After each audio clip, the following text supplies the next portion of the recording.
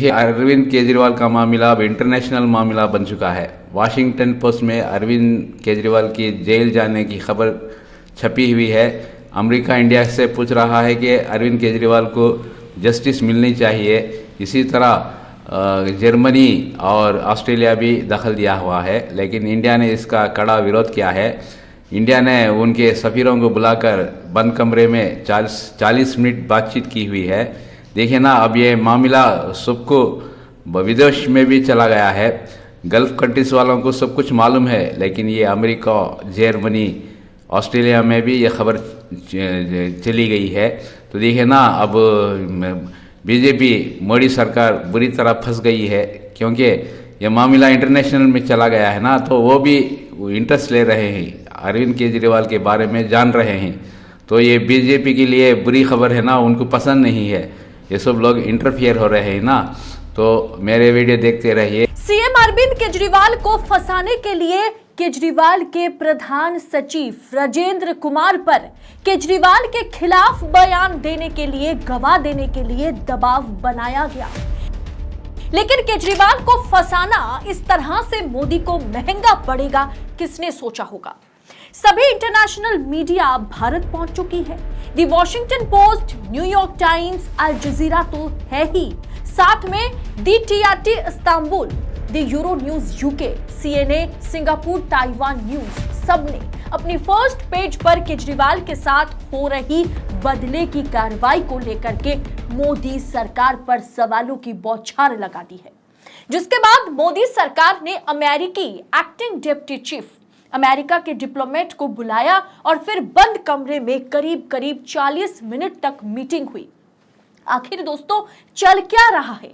क्या केजरीवाल को साजिश के तहत फंसाया गया? क्यों इंटरनेशनल मीडिया को रोकना चाहती है मोदी सरकार?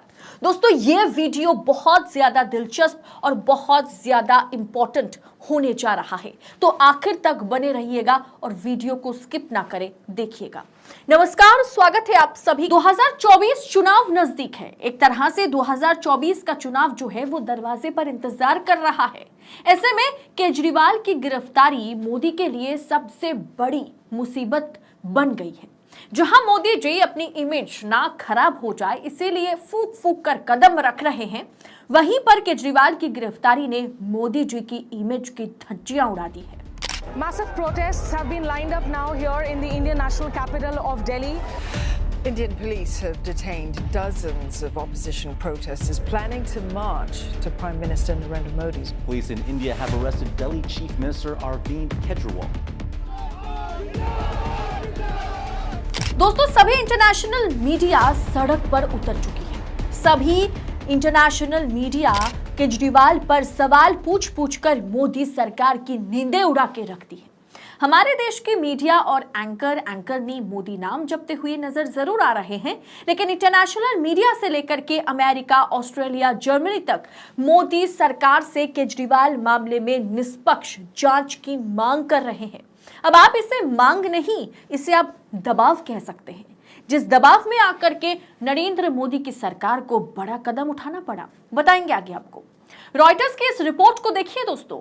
US encourages fair transparent process for arrested Indian opposition figure. Germany की ओर से कहा गया है कि we have taken note, India is a democratic country. We assume and expect that the standards relating to independence of judiciary and basic democratic principles will also be applied in this case. Mr. Kejriwal is entitled to a fair and impartial trial.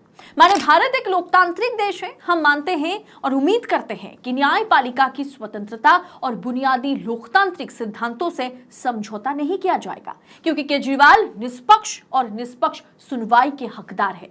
यानी मामला अब सिर्फ दिल्ली तक सीमित नहीं है दोस्तों। दिन दहाड़े लोकतंत्र का किस तरह से चीरहरण हो रहा है, वो अब दुनिया उसका तमाशा देखती हुई नजर आ रही है। वो साफ साफ सबको नजर आ रहा है दोस्तों, लेकिन उल्टा चोर कोतवाल को डांटे।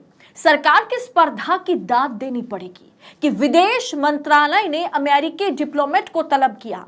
40 मिनट तक बंद कमरे में मीटिंग चली और अरविंद केजरीवाल की गिरफ्तारी पर अमेरिका ने जो निष्पक्ष जांच की मांग की है, उस टिप्पणी पर कड़ी आपत्ति जताई सरकार ने। दोस्तों, अमेरिका ने फेयर एंड ट्रांसपेरेंट कार्रवाई की मांग उठाई। क्या यह आपत्तिजनक हो सकता है? हाँ, अब सरकार कह सकती है कि भाई मेरे घर में मैं अपने बीवी बच्चे को डांटूं, मारूं, डोमेस्टिक वायलेंस करूं, तेरे को क्या? लेकिन जब ये डोमेस्टिक वायलेंस हद पार कर जाए, 7 समुंदर 13 नदी पार करके विदेश तक पहुंच जाए, तब उसे आप डोमेस्टिक नहीं कह सकते। वो एक इंटरनेशनल मुद्दा बन जाता है।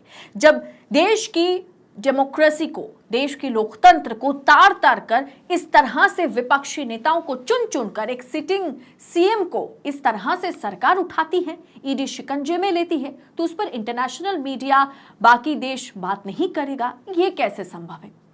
दोस्तों, सरकार जिस तरह से मीडिया की मुंह बंद कराने की कोशिश कर रही है, अमेरिका, जर्मनी जैसे देशों की कहीं ना कहीं उनको भी मुंह बंद कराने की कोशिश हो रही है। यह दिखाता है कि दाल में कुछ काला तो जरूर